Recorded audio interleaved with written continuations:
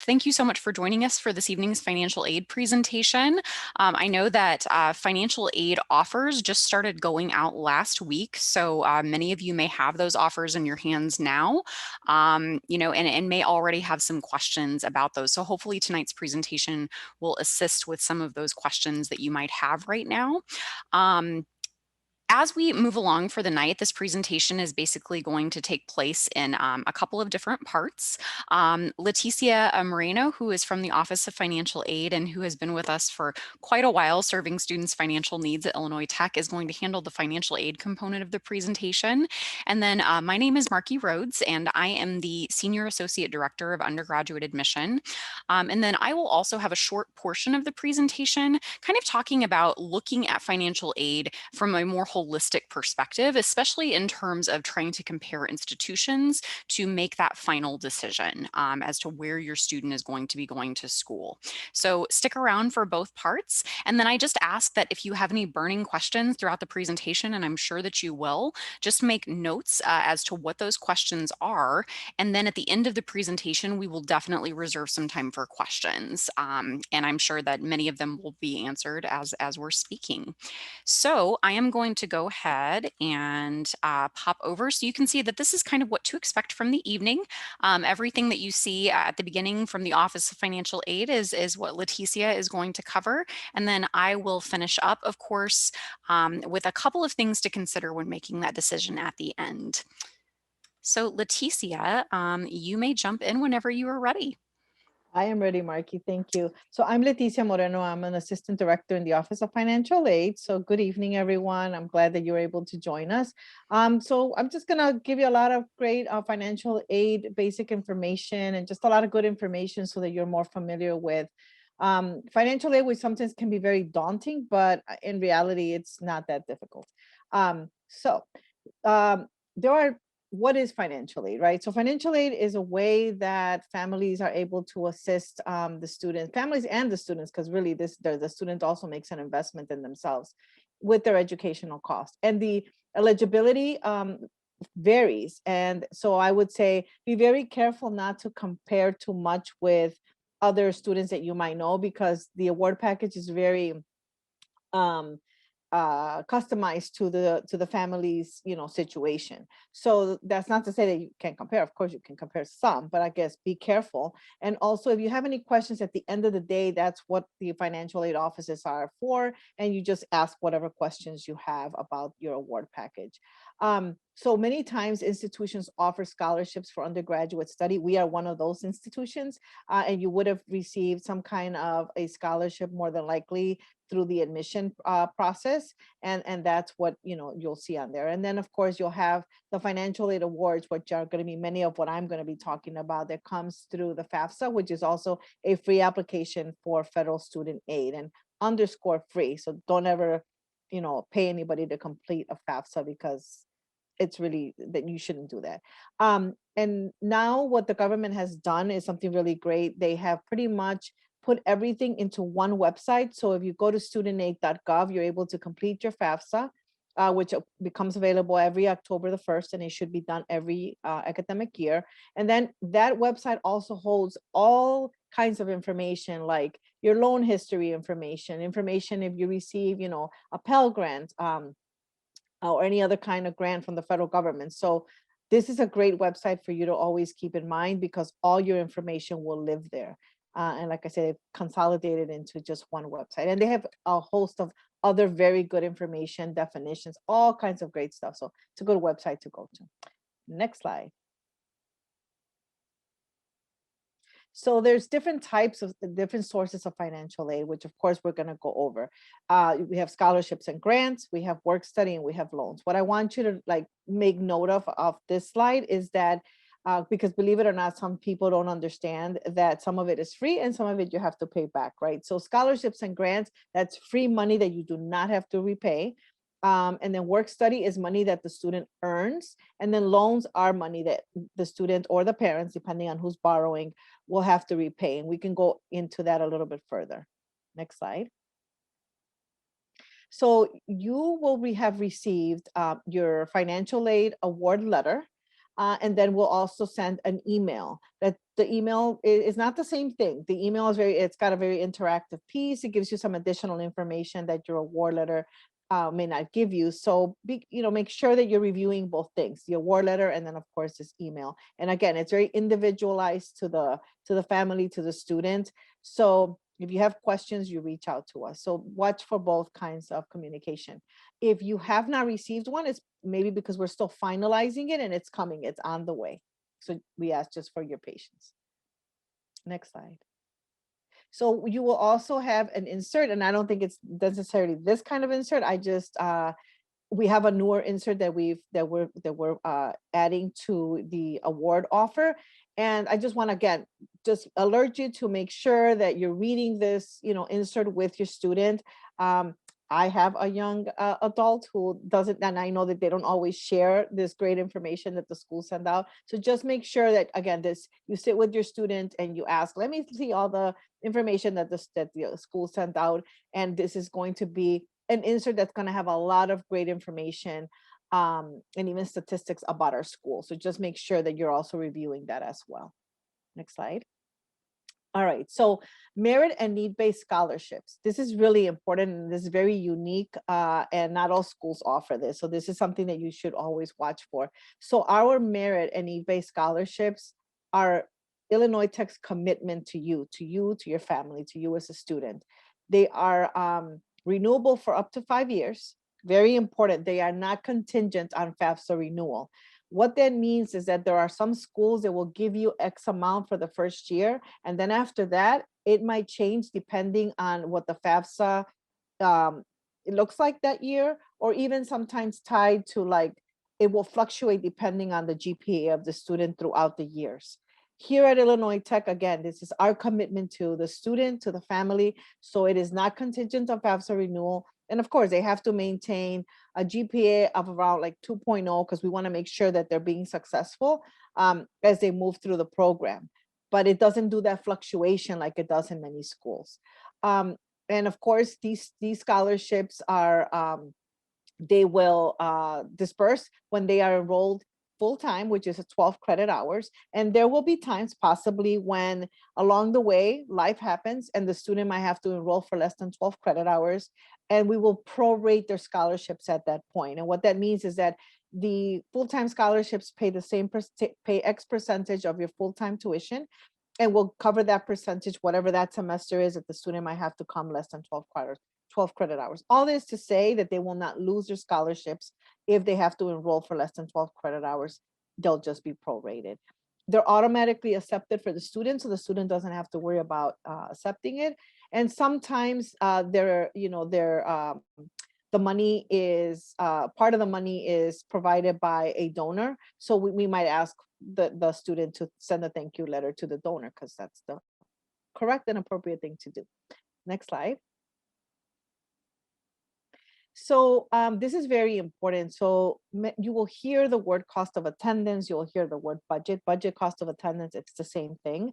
And pretty much the government mandates that the schools provide a cost of attendance so that the families know more or less what that educational cost is going to be. It's very important that you keep in mind that your cost of attendance is not the same thing as your bill.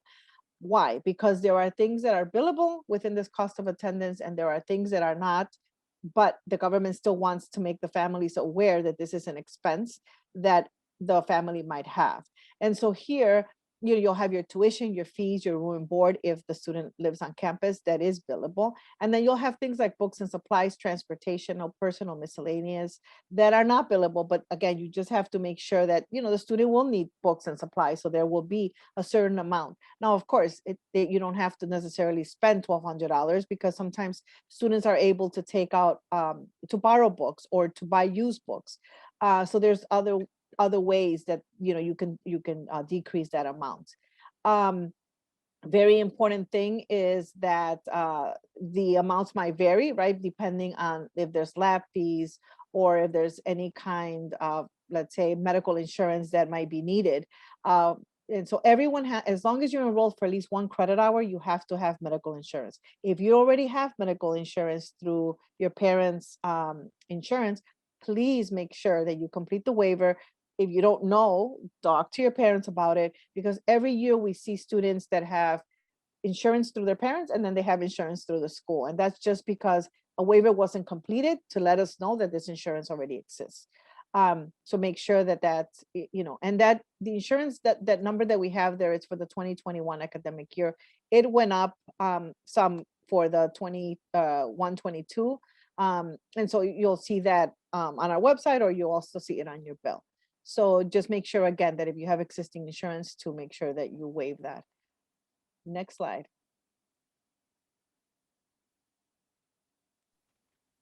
So this is what we said, direct cost versus indirect cost. So again, and why I say this is because sometimes families get what I call sticker shock. They're like, wait a minute, I didn't think that it was that expensive.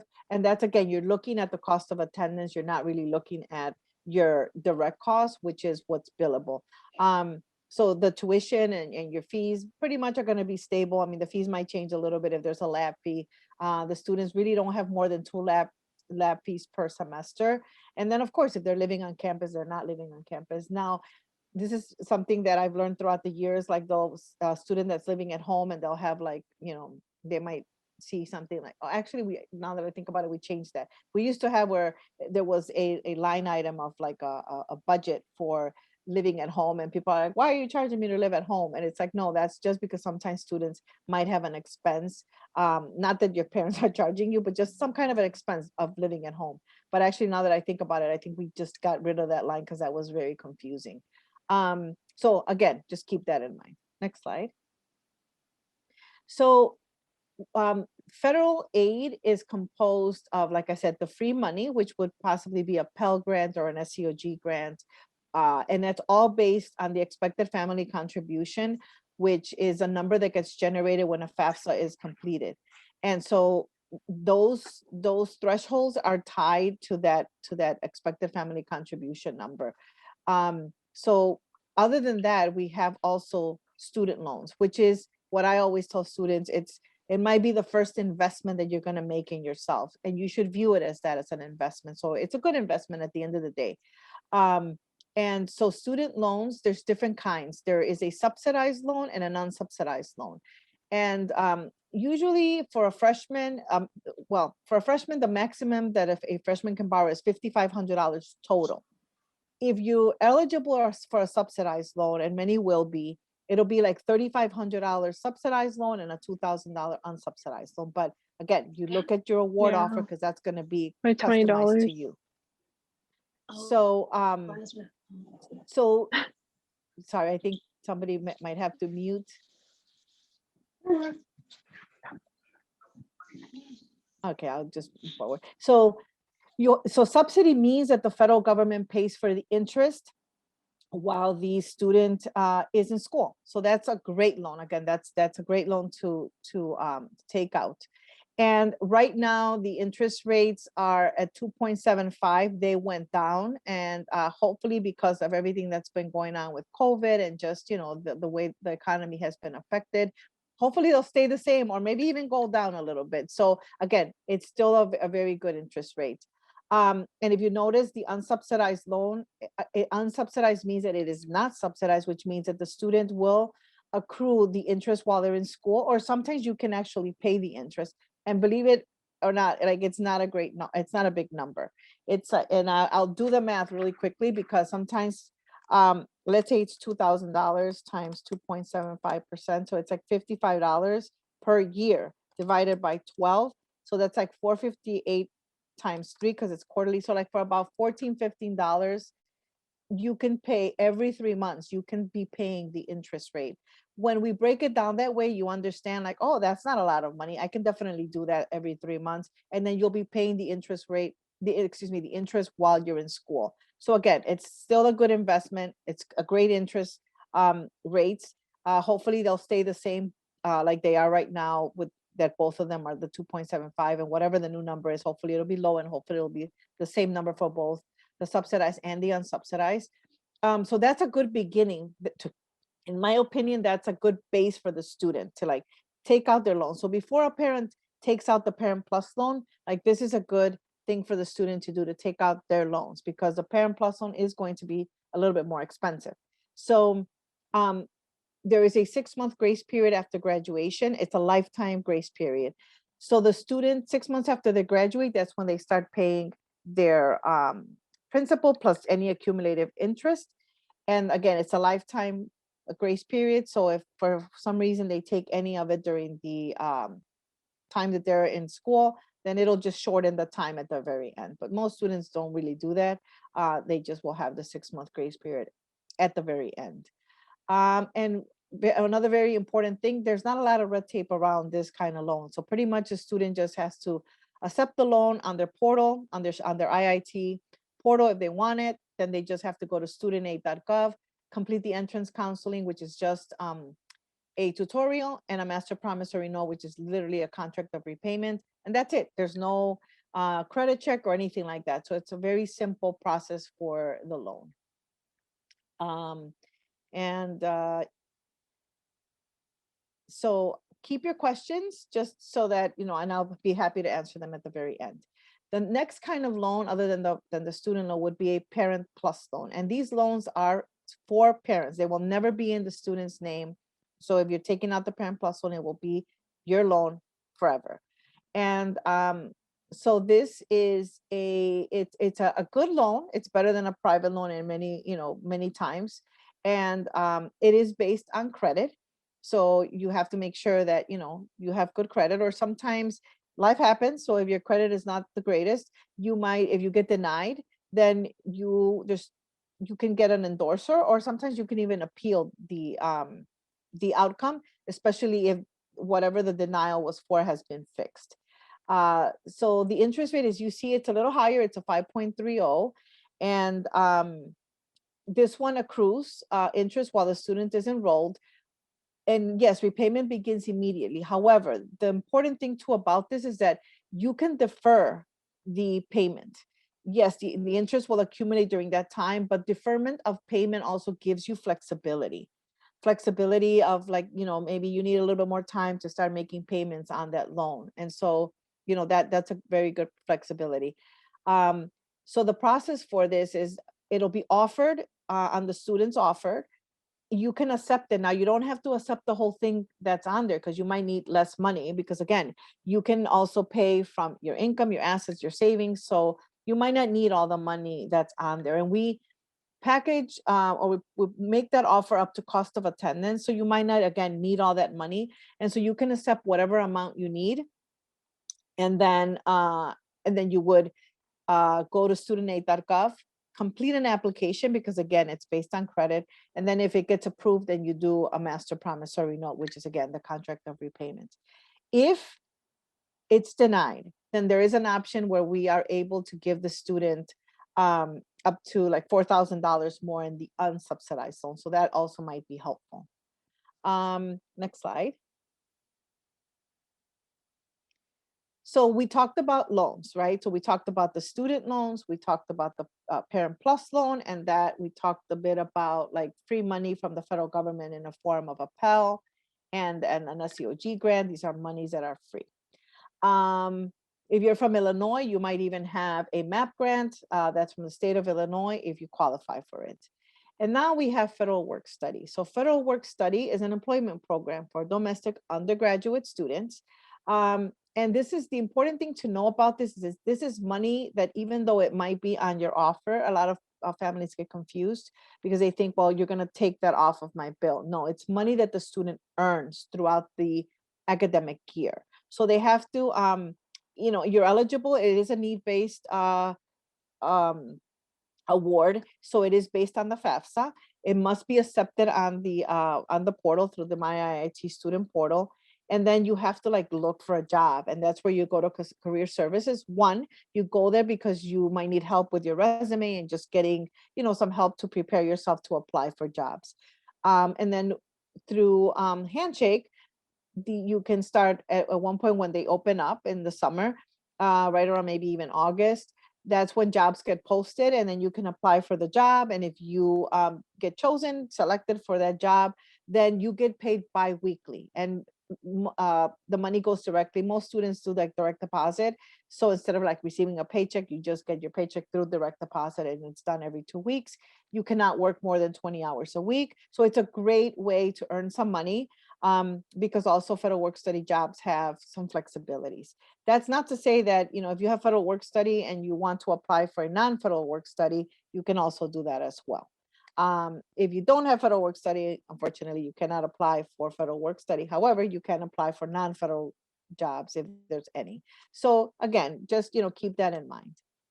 Next slide. Very important for you to get familiar with your My IIT portal, because the university will be communicating with the student through the portal.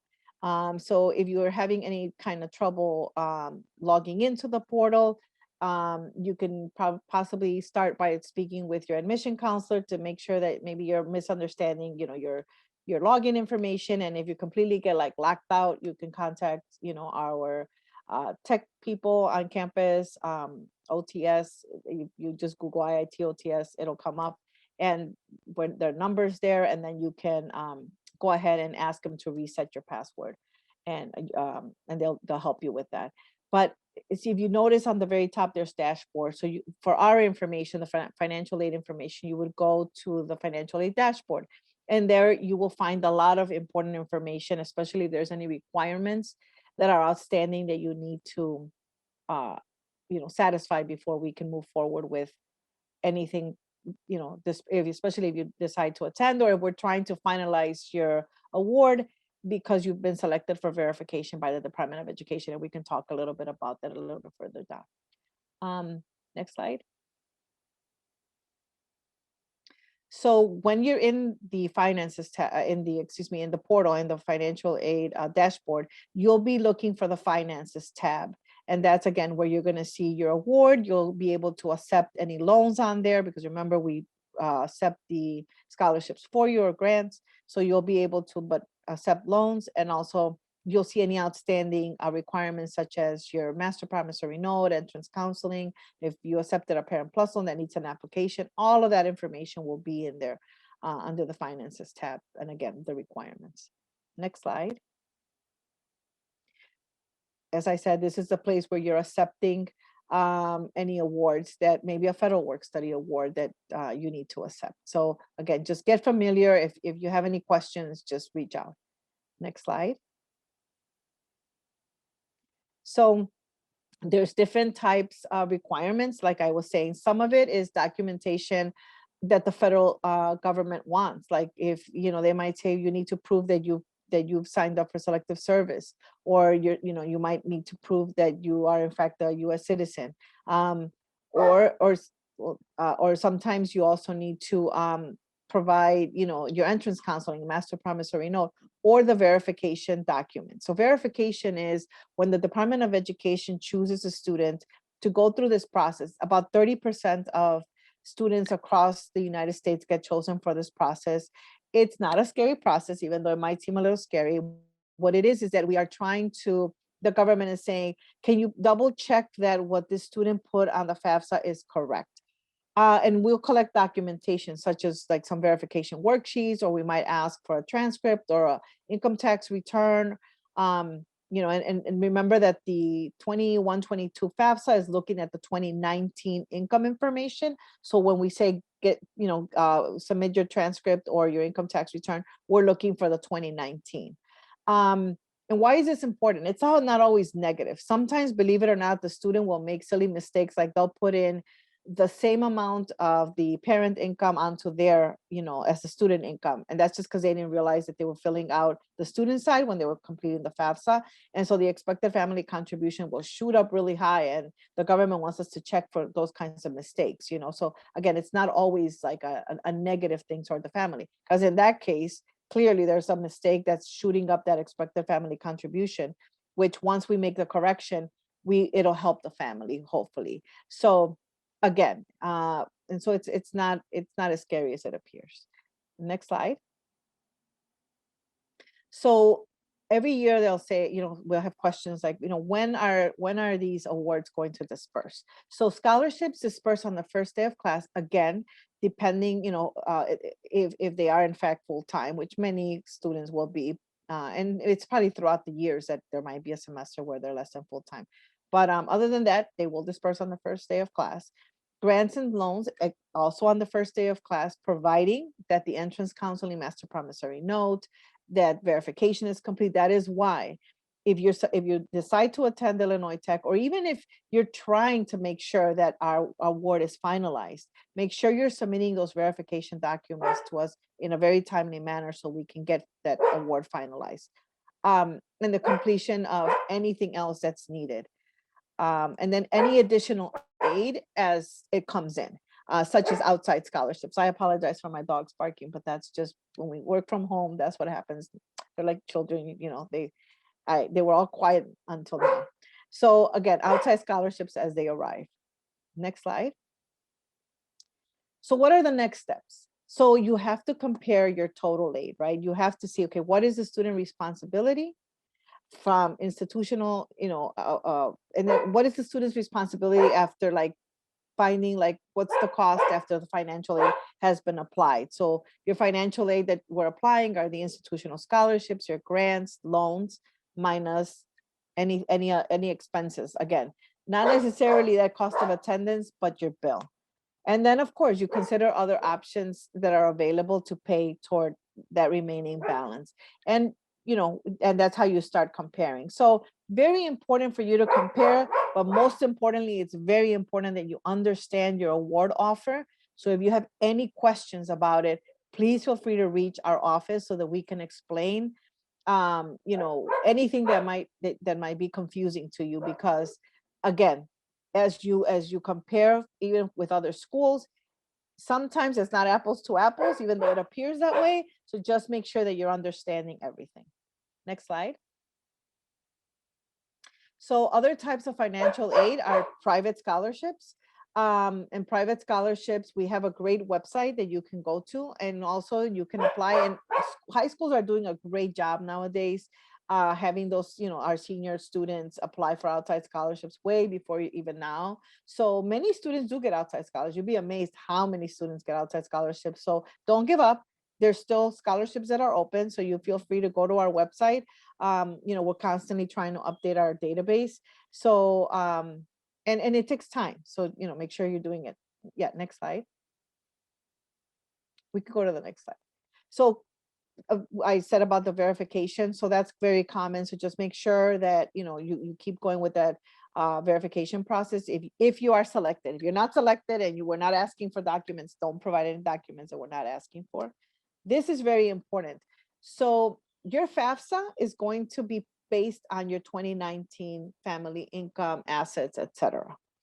We know, especially right now, that we've had a whole year of COVID and it has affected many, many families, that the situation, your FAFSA might not be reflecting the current situation. Please let us know, because there are many times where we can make changes, updates to your FAFSA that might make you eligible for more federal aid and sometimes even state aid. And of course, we'll be looking at anything that possibly Illinois Tech might be able to give you. And this is like through a special circumstance appeal. So make sure you reach out to your, admission advisor to get that process going, so that we can start looking at that if that is the case. Don't be shy, reach out, because like I said, we might be able to help you in that way. Next slide. All right, well, we are a very friendly office. Even though we're virtual, we've gotten very good at being virtual and tending to the students and family needs. So please feel free to reach out to us by email. You can call our main number, our front desk. You can also, our website is got a great information.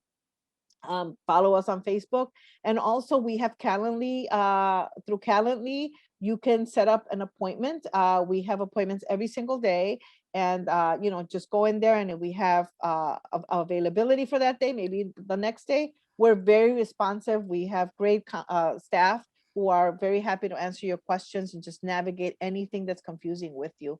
So again, please reach out whenever, if you have any questions, and we're happy to answer them. And I will stick around, like Marky said, so that at the end I can answer any questions that have come up. Leticia, there are several questions that have already been dropped into the chat. And in addition, they are asking that we drop the links to some of these important websites into the chat. So would you mind doing that while I'm presenting and just sharing those resources? Mhm. Thank I, you I, so I much. will definitely do that. All right. Let's see. So everyone, I'm going to kind of move into part 2 of the presentation, and I just have a couple of slides for you, and then we'll definitely move into these questions.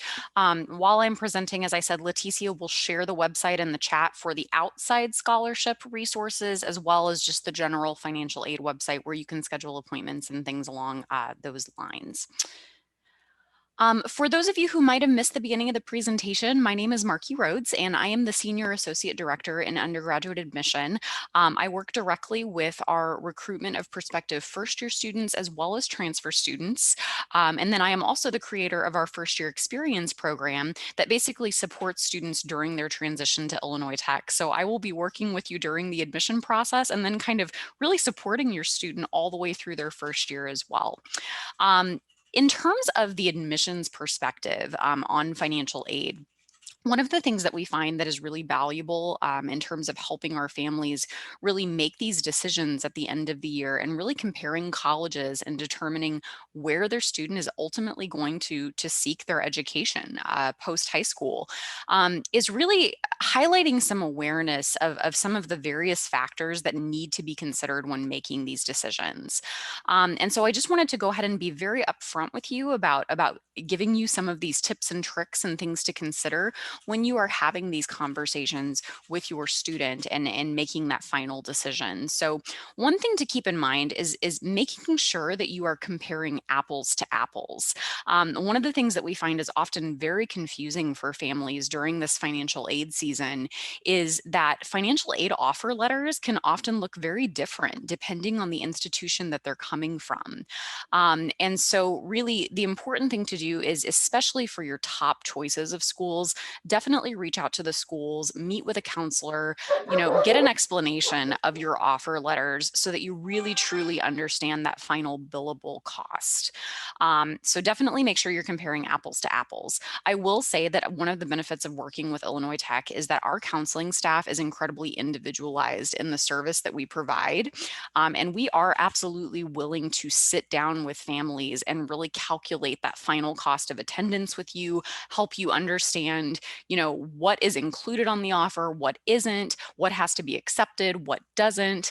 And we are even happy to walk you through that comparison process if you are trying to compare your letter to other institutions.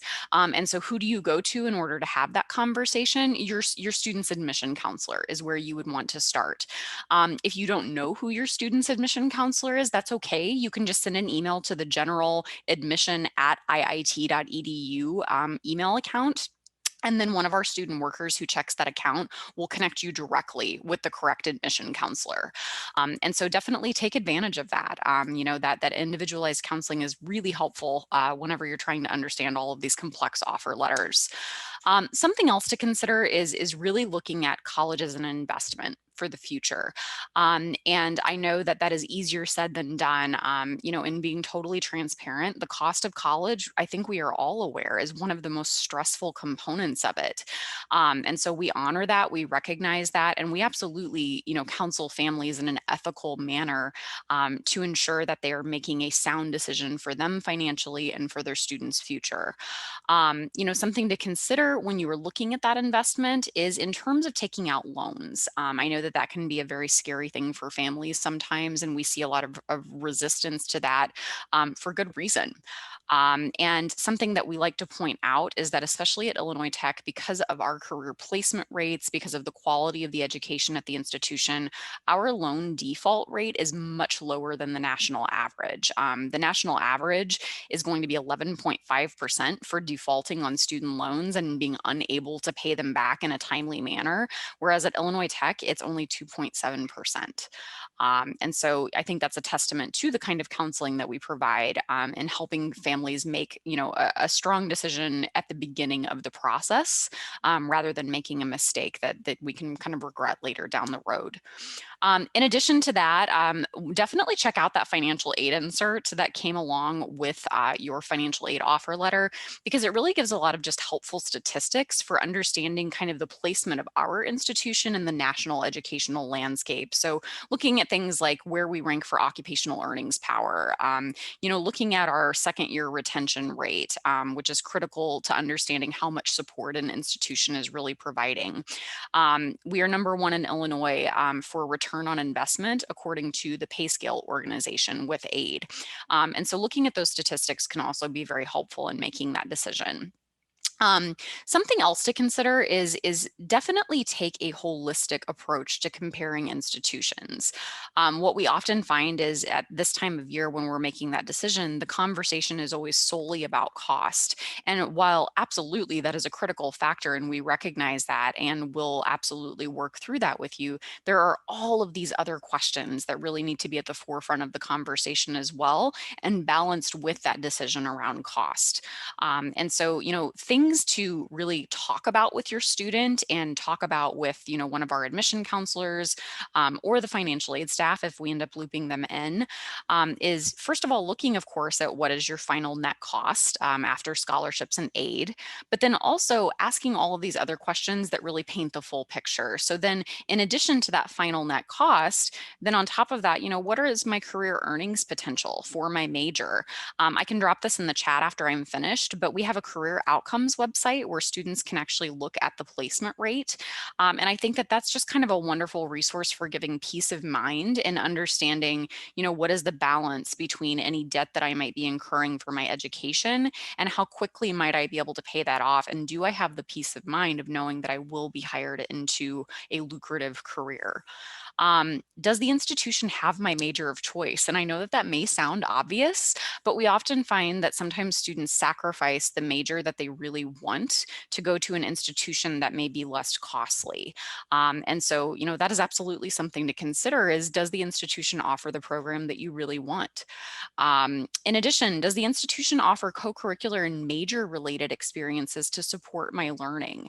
There is a tremendous amount of research that shows the efficacy and the success rates of students who are able to participate in things that are above and beyond the classroom to make them competitive when they go into the workforce. So for example, at Illinois Tech, we have our introduction to the profession courses where they get to start dabbling in their career field right in that first semester and starting to learn more about it to ensure that they've made the correct decision in terms of their major. There's our iPro program, which is their interprofessional learning projects program that is basically like a built-in internship on campus where students are actually physically producing real projects that are meant to benefit society and aligned with their majors. The list goes on in terms of things that the university really does to support students and give them those experiences above and beyond the classroom. In addition, looking at preferred class size is a big one. So, really having your student reflect on what kind of a learning environment they find that they learn best in. Many students that choose Illinois Tech are those students who are very well aware that they don't do well in large groups and that they really do need more of that individualized attention from faculty. So if you are looking for smaller class sizes, Illinois Tech is definitely a good fit for that.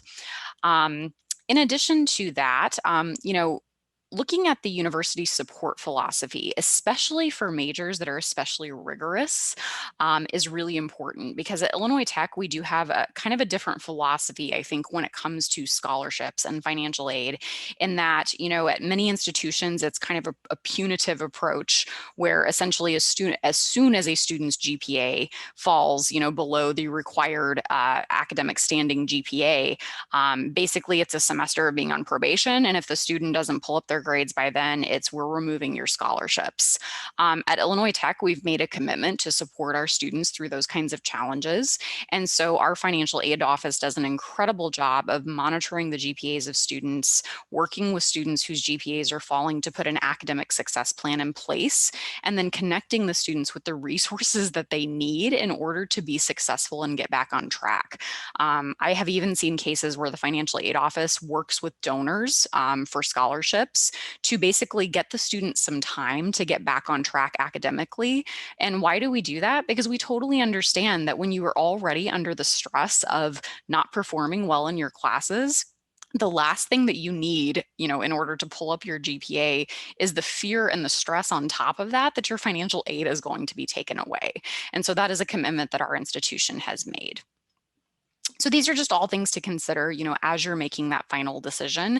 And if you're looking at this and thinking this is a lot of information, our counselors are trained to take you through all of this when they have your financial aid conversation. So once again, if you take anything away from this slide, just take away the fact that our counselors are ready during this season to meet with you individually and to have this conversation with you and to help you answer these kinds of questions and understand your financial aid offer. So definitely reach out and schedule an appointment with your admission counselor. And we can start from there.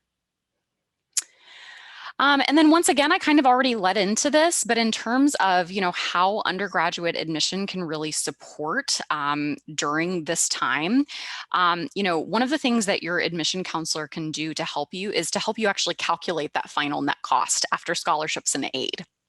I know that it can be a bit confusing to figure out what's included, what's not, and why would you try to do it alone when we can do it for you? In addition, we'll help you compare offers from your top institutions. So if you literally want to submit, competitive offers from other schools and say, hey, can you help me understand how these compare? That's absolutely something that we can do for you.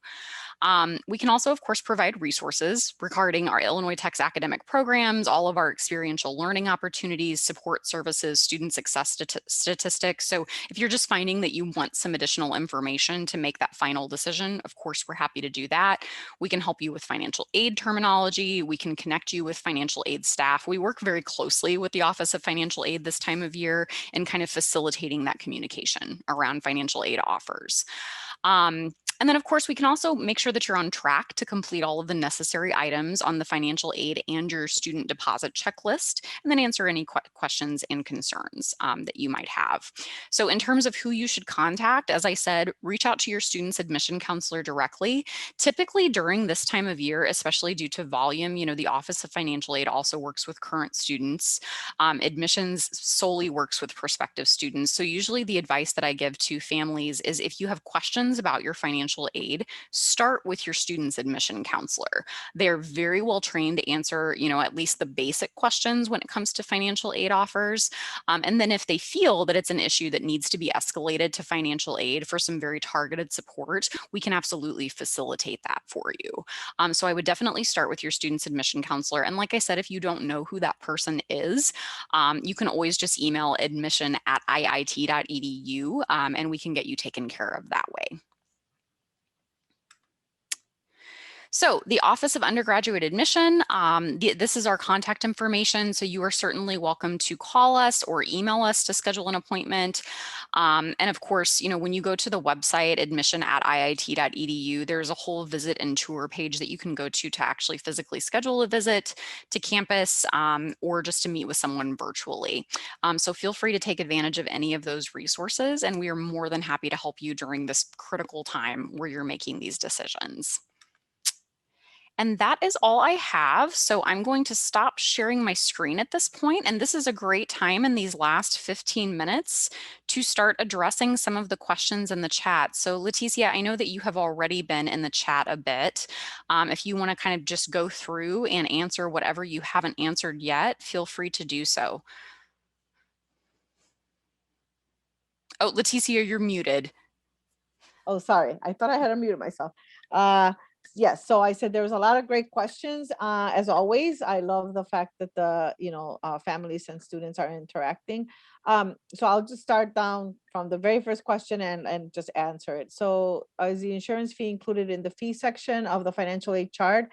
No, because that's not like a mandatory charge or fee for everyone. So again, if you need the insurance, then it's going to be from what I see on student accounting, it's $1,896 for the 21-22 academic year. If you have already insurance, either private insurance through your through your let's say parents' job, or through the state, because state insurance is still great insurance, and you just have to complete that medical insurance waiver and make sure that it's approved.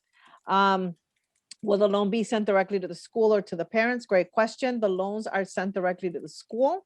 If there's any overage, then the credit will be refunded to the student via whatever direct deposit they, set up through the portal. Um, since the scholarship's eligibility is to attend 12 credit hours, do we need to pay anything at the beginning of the year? Question confused me a little bit. I'm hoping that I answer it that correctly. So the scholarships will not necessarily pay all of the tuition. So it just because they're full, what I meant was that the scholarship pays when the student is enrolled full time. It doesn't necessarily mean that it's going to cover the tuition in full. Many scholarships will not do that. And yes, there will be some kind of out of pocket that the family has to pay. Again, it's very unique to the offer. We're happy to also go over numbers. If you contact our office, we're happy to go over numbers and just try to get that out of pocket balance for you a little bit, better, so that you understand it better. Leticia, just to circle back on the health insurance question as well, just to clarify for families, if your student does have health insurance elsewhere, that's perfectly fine. It can be waived, but it is automatically going to be included on your bill when bills go out unless you apply for a waiver for it. So that's important to note. So if you don't need the insurance, that's perfectly fine, but you do have to submit a waiver in order for it to not be included on your bill. Yes. So it says annual scholarship renewal, even if need-based, if FAFSA changes, a scholarship will still be granted considering. So I think this is, okay, this is actually a good question that I didn't cover. So if you're getting grants, not scholarships, but grants from the federal government, like a Pell, SEOG, even a MAP grant, they are tied to the FAFSA, and the FAFSA has to be completed every year. So those might change depending on what the FAFSA, what the expected family contribution number, which is the number that gets generated from the FAFSA. Those are the ones that might change because again, those are tied to the FAFSA. Our institutional scholarships, whether it's merit or need, are not tied to the FAFSA. That's the one that I said is a commitment from Illinois Tech to the student, to the family. Yes, there's a GPA tied to it, but I mean, it's a GPA that as long as you're on track to graduate, and graduation GPA is a 2.0.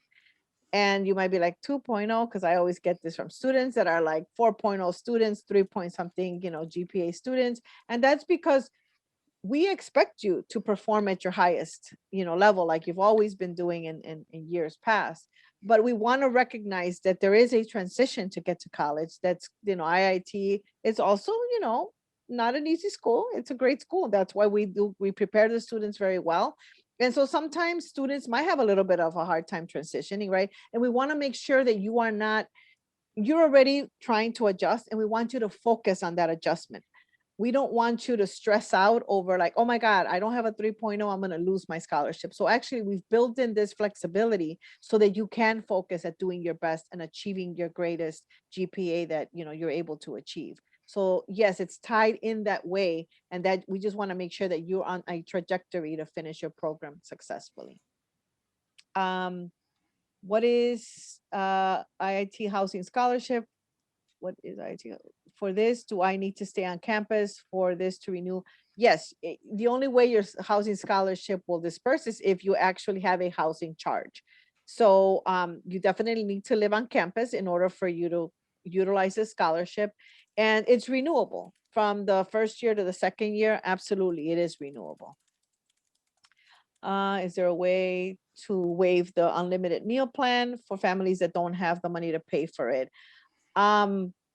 That is something that you have to work with the Office of Residence Life. I don't think those waivers are, easy to come by. I'll be honest and frank. But again, financial aid nor the admission office are the deciding factors here. You have to work with the Office of Residence Life to see if there's a way that can be done. It's also important to note that we are still in conversations about this year's rates for meal plans. It's a bit later this year than it typically is.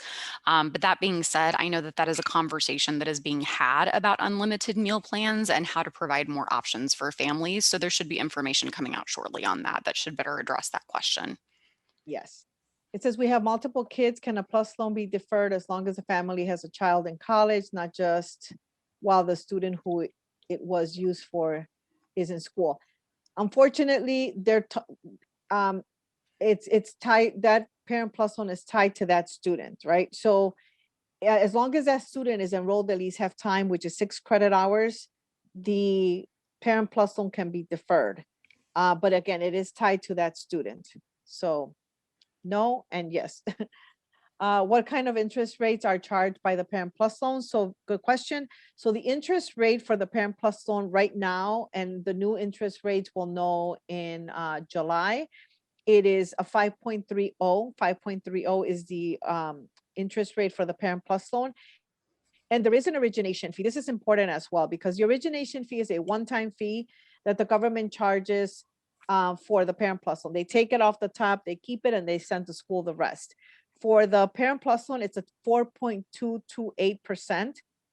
So whatever amount you need to add a 4.228% to that amount, because the government will take that money and send us the rest.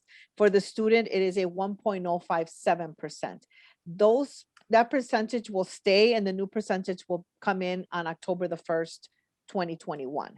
So for at least the first semester, it'll be that, and hopefully it stays right around the same, or it goes down a little bit from last year to this year and went down a little bit. So hopefully it does that. If the work study is not offered to the student during the admission, can he still apply for campus jobs once he joins?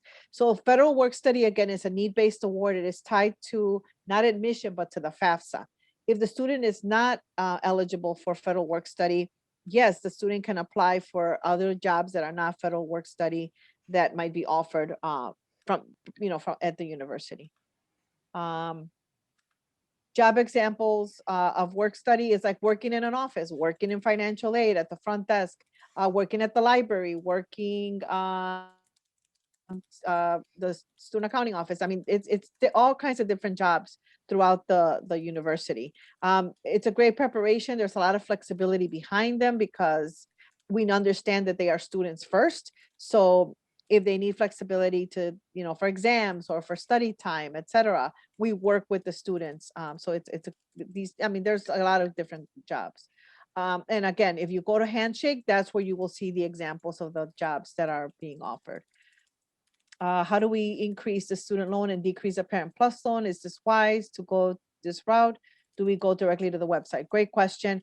A freshman can only borrow $5,500 for the academic year.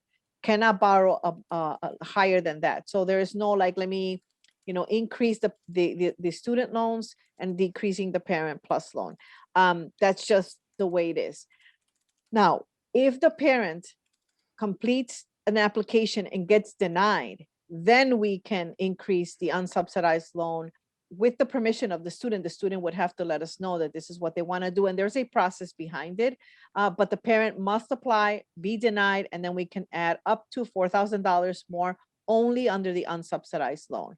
That's the only way that can be increased, but not just outright, because again, the freshman can only borrow $5,500. When they're sophomores, it's another $1,000. And then in their last 2-3 years, depending on whether they do co-terminal or they're here an extra semester, it'll be $7,500 total.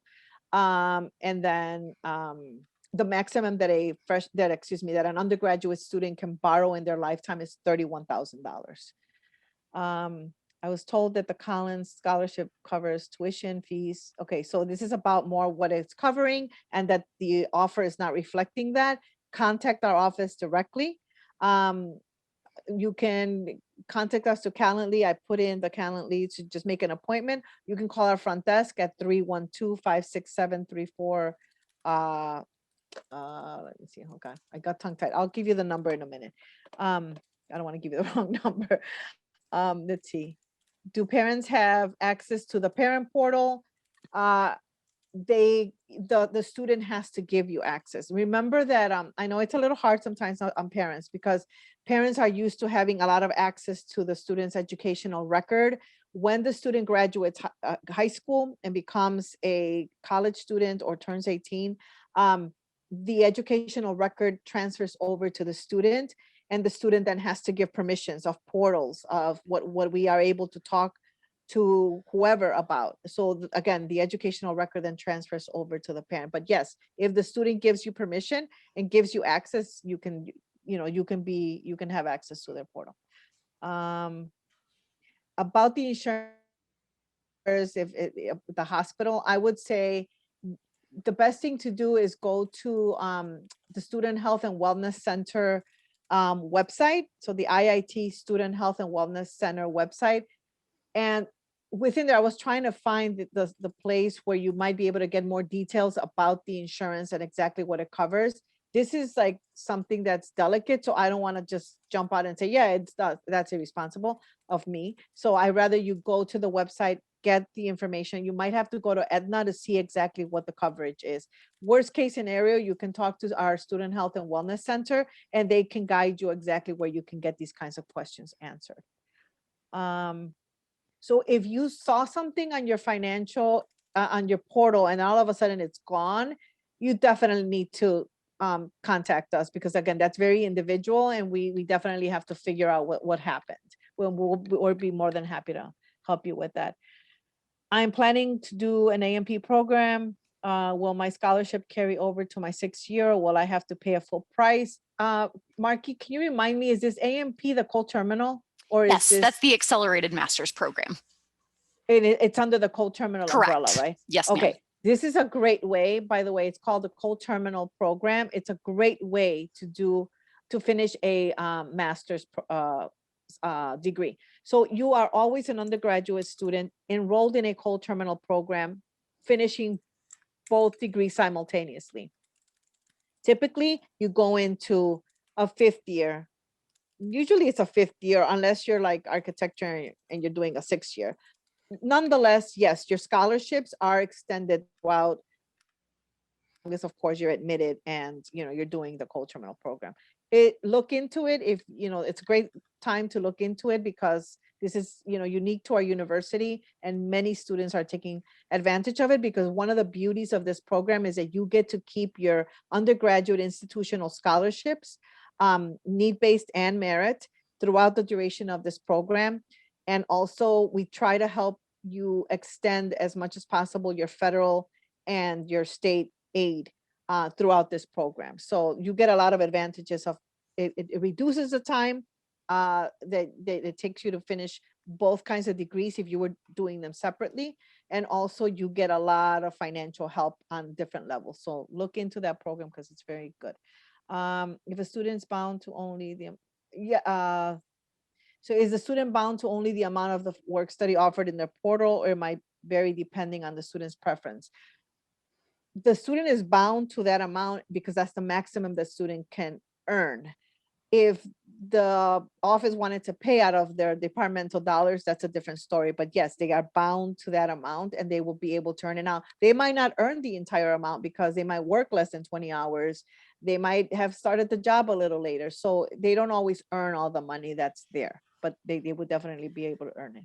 Leticia, I want to jump in on that because I know that work study is very confusing for families. So the way to think of this is, if your student, first of all, does not get a federal work study designation, that does not mean that they are ineligible for any position on campus. Any student can apply for a campus job. In the event that they do have a federal work study designation, they can still apply for any campus job. It does not have to be an FWS designated job, because essentially, regardless of what job they get hired into on campus, when we find out that they have federal work study, that just basically determines who is paying that student, who is providing that funding. And so really any job is an option. The thing to keep in mind, though, is that just because they do have a federal work study designation, that does not mean that A, they are guaranteed to be hired into a job, and it does not mean that B, they are going to earn that entire amount. So all of it is dependent on, do they actually get hired? Do they work enough hours to earn the maximum of the $3,000 that is allotted? And so all of those are factors. And then just keep in mind that they will be paid just with a regular paycheck. It's not deducted directly from tuition. So this is really just money that the student earns to kind of help with whatever life expenses come along. We typically advise students not to depend on federal work study to pay their tuition because it is kind of unpredictable, depending on what they get hired into and what they don't.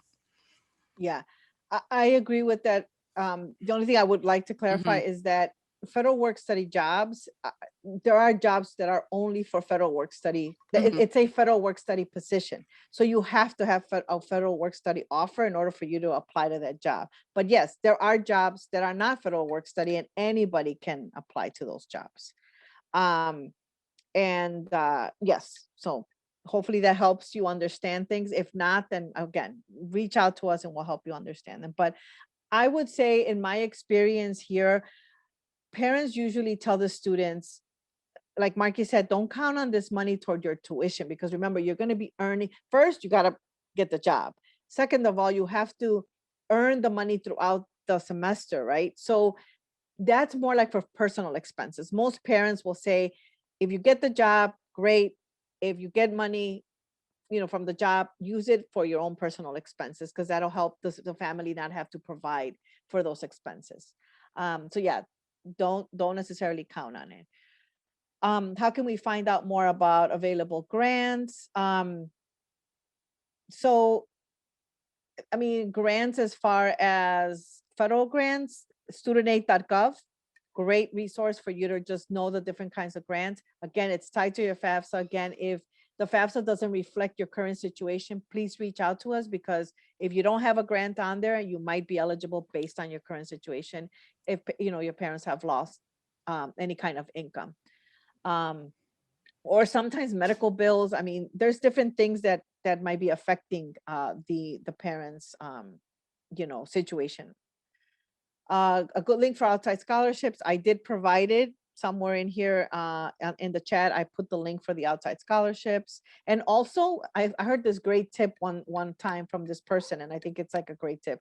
She said, remember that companies always, like a lot of companies, a lot of big companies especially, will provide scholarships. Go to your pantry and go see what kind of companies you have from all the food, stuff that you have in there, and Google those companies and see if they're providing scholarship for students. Because many times, like that's a great beginning. And there's a lot of stuff available on the internet about scholarships. Let's see. All the scholarships awarded, will they automatically be renewed for all 4 years as long as they're enrolled 12 credit hours? Um, is there any criteria for renewals? Yes, they will be automatically renewed for the 4 years, fifth year, or maybe even a little longer, but it's like fifth year if you go into the culture mental program. If you're an architecture student, it's like 5 years, so definitely renewed. The criteria is that you're completing that you're moving satisfactorily throughout the program. Again, in order for you to graduate from Illinois Tech, you have to have a minimum of a 2.0 GPA. So just make sure that you're moving forward. If you're not meeting a 2.0 GPA, regardless, like something's wrong, right? So we're going to reach out. We're going to try to help you to understand, to get you back on track. Our goal is not to take away your scholarships. Our goal is to make sure that you have them. And if there's an issue, that we try to help address it so that we could try to help you be successful at Illinois Tech. So keep that in mind, as you move forward. Mm, the difference between a subsidized and an unsubsidized loan. So a subsidized loan, subsidy means that the government is paying for the interest while the student is in school. So that's a great loan to have because you will not have to either pay the interest or accrue the interest while you're in school. The unsubsidized loan is the government is not paying for the interest while you're in school. So you can it'll capitalize during the time that you're in school. So it'll just accumulate during the time that you're in school. Or you also have the option to pay the interest while you're in school, which, like I said, it's a very minimal amount. You pay it every 3 months. And by the way, you don't pay to the Department of Education directly. They hire, even though they are from the Department of Education, these are federal loans. So there's no middleman, there's no bank involved. they do hire servicing companies, so you will have a loan servicer, and that's who you will pay. You will make the payment arrangements to them, and have any kind of communication about your loan to them, and they will reach out to you and let you know who they are once you accept the loan and it gets processed. Let's see. We use the 20. Yes, so if you made a mistake, so the FAFSA for the 21-22 academic year is looking at your 2019 income tax information and anything about that year, right? If you made a mistake, you can always go back into your FAFSA and make it corrections to your FAFSA so that you get the award offer that's based on that year. If you complete, you need to complete the FAFSA with your 2019 information. If your 2020 is different and you're like, I need to tell somebody about what's happening in 2020, even 2021, that is through the process of an appeal, but your FAFSA needs to have 2019. So yes, if you made mistakes, go back in and make corrections. Is your offer semester based? Fall, spring, I've had few offers with split, which was a little confusing. Your offer is fall, spring. So it's the full academic year. Our academic year is fall, spring. So that's what, if there's anything that has to do with summer, that's a completely different offer that comes later on. The offer that you're getting right now is for fall, spring only. Let's see, I received no financial aid besides the merit scholarship, and we will have 2 students in college and are struggling financially. If you have received no offer, you also contact us, because it could be that we haven't received the FAFSA. It could be that even though you have 2 students in college, that the numbers are too very high, but at minimum, you should have received at least a loan offer. So if you have no kind of offer, you need to contact us, because there might be something wrong with the FAFSA, or you might have filled out. So now we're also discovering that some students are filling out, because right now you have a 2021 FAFSA available and a 21-22 FAFSA available. So sometimes the students aren't paying attention and they'll be filling out the 2021 FAFSA. So you're like, yeah, I filled out my FAFSA, but you filled out the wrong FAFSA. So double check that, because you need to fill the 21-22 FAFSA. For payment portion after scholarship, loans, etc., is there a structured payment plan available? Like, oh, very good question. For yes, we do have a payment plan. However, it's not unfortunately not 9 or 12 payments. It is every semester you can have a 3 or a 4-month payment plan. If you enroll earlier in in the term, or not in the term, but like earlier, you can have the option of a 4-month payment plan. If you enroll a little later, it might cut down to like 3 payments, but it's not going to be ever more than 4 payments per semester. And yeah, you cannot go if you have an outstanding balance, you will not be able to register for the next semester. So definitely, and the enrollment fee is $35 for the payment plan. Work study, why the amount varies college to college. The amount varies because some schools are smaller, some schools are larger, and the location for the work study changes to what what the government gives the schools. So that's the reason why there's variances there. Guidance, checklist. Let's see, we'll see that. You went over any specific scholarships. We just went over the fact that you will have merit-based scholarships. Again, they are a need-based scholarship, and that the need-based is always tied to the FAFSA. And if it's institutional need-based, it'll renew for 5. It's a 5-year commitment. If it is a need-based from the federal government or the state government, it's tied to the FAFSA, and that can change depending on what the FAFSA looks like year to year, and that the FAFSA you have to complete, it becomes available on October 1st. It was, you understand financial aid offer. If you have questions, okay, no, that's.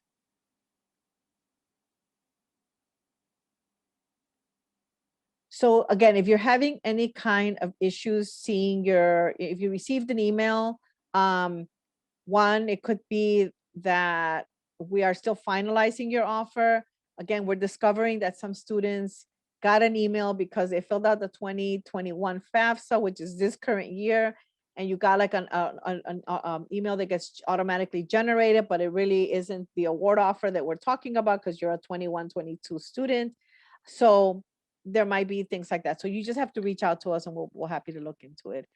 The waiver for the health insurance is at Student Health and Wellness Center. Let me put in, give me a second. I'm gonna put in the really quickly here. I have it open. Oh, Okay. Leticia, I did already share Oh, you the did? health Okay. insurance waiver. Yeah, someone asked that earlier and I just went ahead and Okay. dropped it in the chat. Oh, perfect. Oh God, this thing just moved. I don't know why my chat here is going a little crazy. So, Marky, if I miss any, let me. Of It's course. it's just like moving all crazy here for me. Of course. Okay, I think I covered. What does the grace period mean for the unsubsidized federal loan? The grace period is for your loans, whether it's unsubsidized or subsidized. The grace period means that you have 6 months to, after you graduate, you have 6 months that you are not expected to make a payment. And why? The government gives you that time period so you can go find a job, adjust your life as a graduate, as a student who graduated, and so you can earn some money and then you can start making your payments. Obviously right now we're in COVID time, so the government has made some flexibility so students are not expecting to pay their loans right now because of everything that's going on. So the government is conscious that way. And there's also forbearance sometimes when students are having a little bit of a hard time finding a job or whatever the case may be. The government does have flexibilities, and that's another reason why these loans are good, because again, you're dealing with the federal government and there's flexibilities around things that are happening with the student or the family, and also with whatever's happening in the world at that time.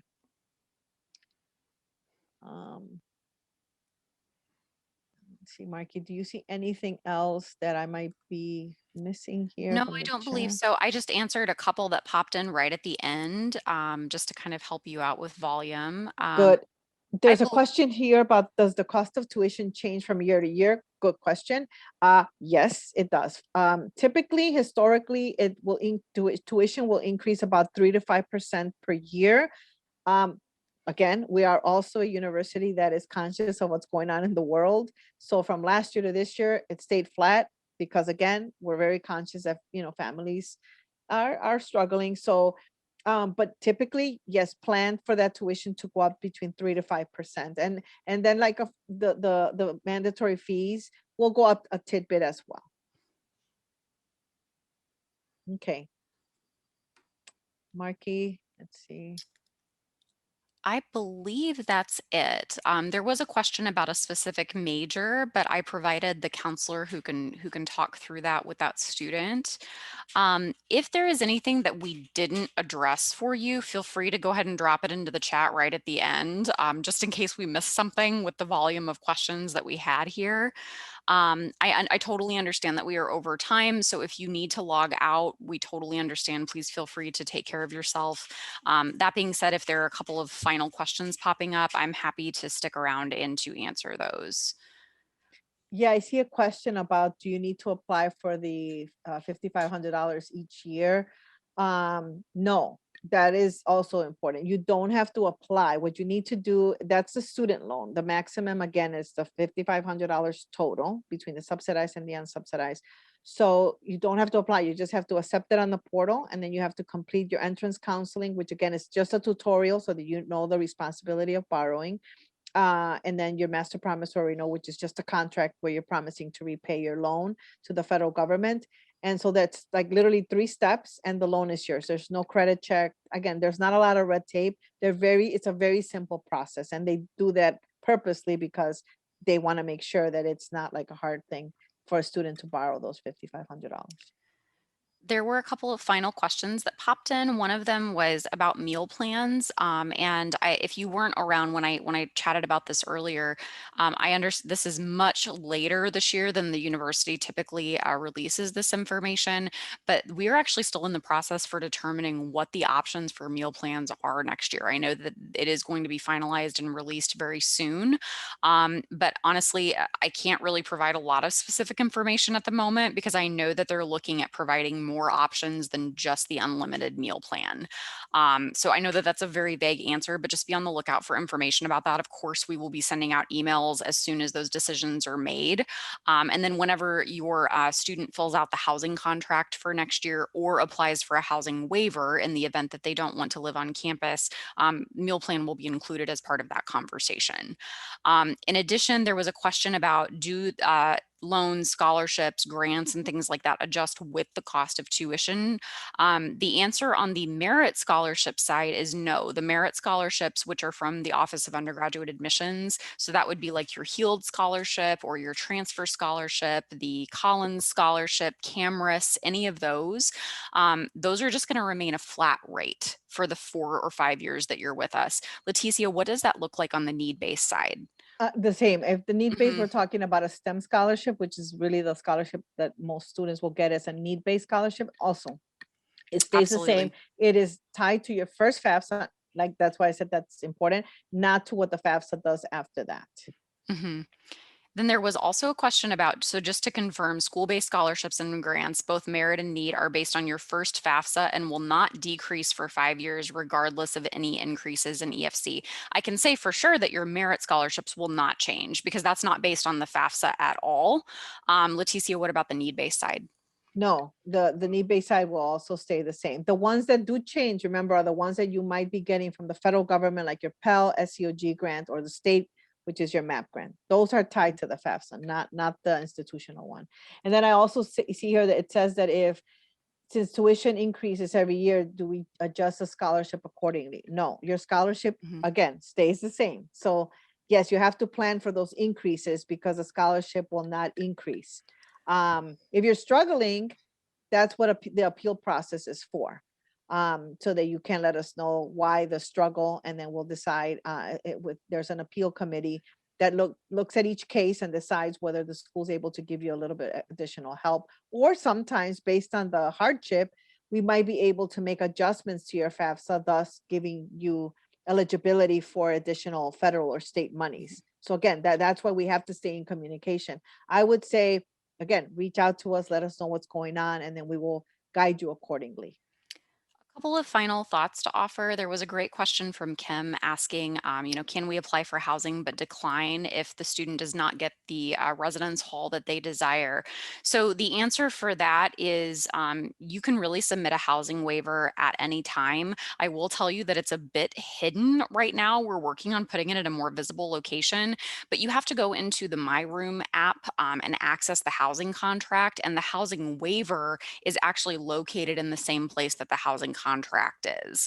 And so that, you basically have to make it look like you're searching for the housing contract to access that waiver. That being said, students do have to live within 20 miles of campus to be granted that waiver.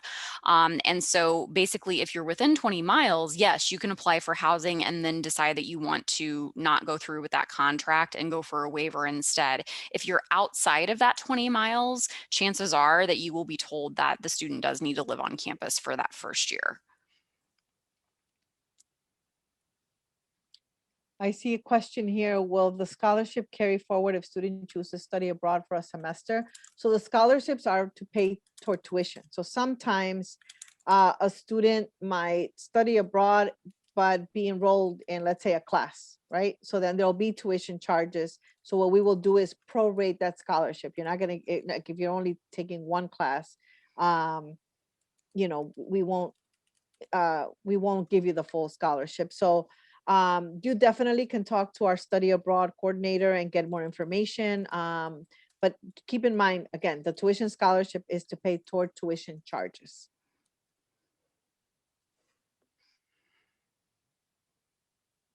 I just answered the question about the lowest cost dorm via direct chat. If you want the lowest cost dorm, it's definitely going to be MSV, McCormick Street Village. And so definitely be looking for that one. The newer dorms are going to be slightly more costly, and those are going to be Kasich Hall, State Street Village, which has just been renamed Row Village, is going to be included in that. And then the new one is, I believe, Cunningham Hall. So those are newer constructions that are going to be just slightly more expensive than MSV. Will we be receiving a copy of this Zoom call? I addressed that earlier. It should be emailed out to all the participants within just a few days of this seminar. In the event that you don't receive it though, I'm going to drop my email into the chat, and you are more than welcome to email me and just say, hey, Marky, I never got the recording and I would really like to have it from this meeting. Can you share it with me? And I'm more than happy to do that. So I am dropping my email into the chat right now. And if you need anything for follow-up, please feel free to email me and I will connect you with the appropriate resources. All right, my friends, I know that we are way over time at this point, so thank you so much for your questions. I know that things are going to come up along the way, and this is definitely not going to be the last conversation. So I would just, if you take anything away from this presentation, the thing that I want you to take away is that this staff is here to provide you with highly individualized support through this process. So please don't be afraid of reaching out and scheduling an appointment with your student's admission counselor. They are going to be your first resource and probably the quickest response given volume this time of the year. And then in the event that they know that there is something on the need-based side of the house that really needs to be addressed, they will then connect you with the financial aid staff that can help you. So start with your student's admission counselor. We are here for those individualized counseling conversations. And then in the event that you just really aren't sure who that counselor is, feel free to either email me or the general email account, admission@iit.edu, and we can connect you that way. The other final thought that I want to leave everyone with is please encourage your students to really get in the habit of checking their Hawk email. I know that it's kind of counterintuitive to start doing that so early, but a lot of important information is going to start going to that Hawk email address at this point, now that they are prospective students. And also encourage them to keep up that habit once they start classes, because we find that the Office of Financial Aid will often reach out to students to be very proactive in solving financial aid issues. And oftentimes students just don't see the emails or don't check them, don't read them thoroughly. And so if they want that support that they so desperately need when they get to us, definitely have them start getting in that habit now of being proactive there. So thank you so much to everybody for joining. If you need anything at all, like I said, email me. It's mrhodes1@iit.edu. Happy to help. And have a great rest of your evening. Best wishes as you make all of these final decisions. And we hope to see some of you in one-on-ones to have further discussions. Bye, everyone. Have a great evening.